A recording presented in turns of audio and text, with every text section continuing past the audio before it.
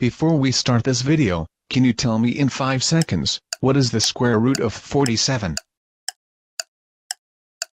I bet that 99% of you did not say 6.85565. But in this video, I will teach you a method on how to exactly find the square root of every number without using a calculator. Yeah, that's right, no calculator required for this trick.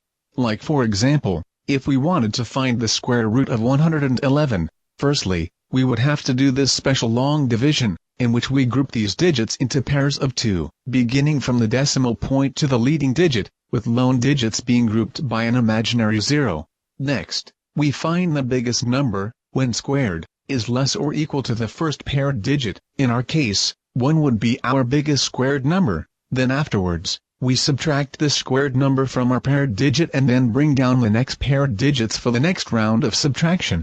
Next, we double whatever number we got here and then 10x it. In which afterwards, we must ask this question: what digit placed here, times that same digit, would be less, or equal, to this value over here? In our case, since all digits from 1 to 9 would be greater than this 11 over here, 0 is the only digit that satisfies the statement. So which means, we will subtract 0 from this 11, and then bring down these two imaginary zeros to make 1100. Next, we add this number plus whatever digit we found out it was, and then 10x it again. In our case, 20 plus 0 would be 20, and then we make it 200. Afterwards, we ask that same question: what digit placed here times itself, would be less or equal to this 1100 over here?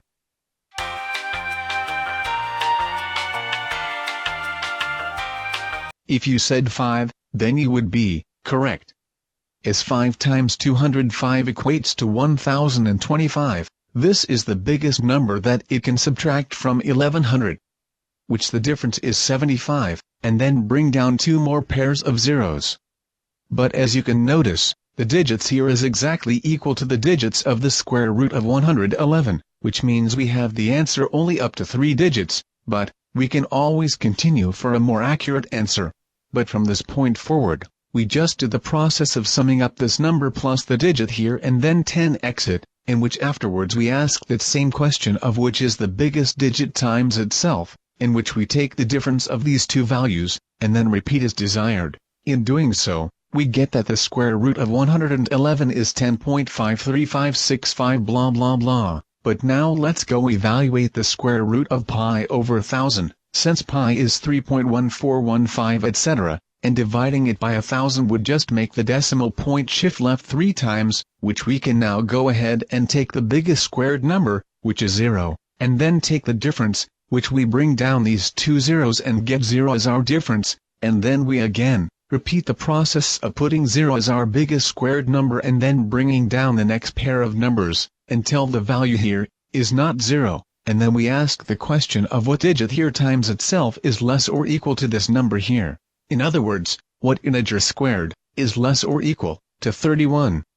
We find out that 5 is the largest squared number, in which we take the difference of, and then bring down 2 more numbers. Afterwards, we sum both of these 5s together, which is equivalent to doubling the 5, and then we find what digit times itself is less or equal to 641.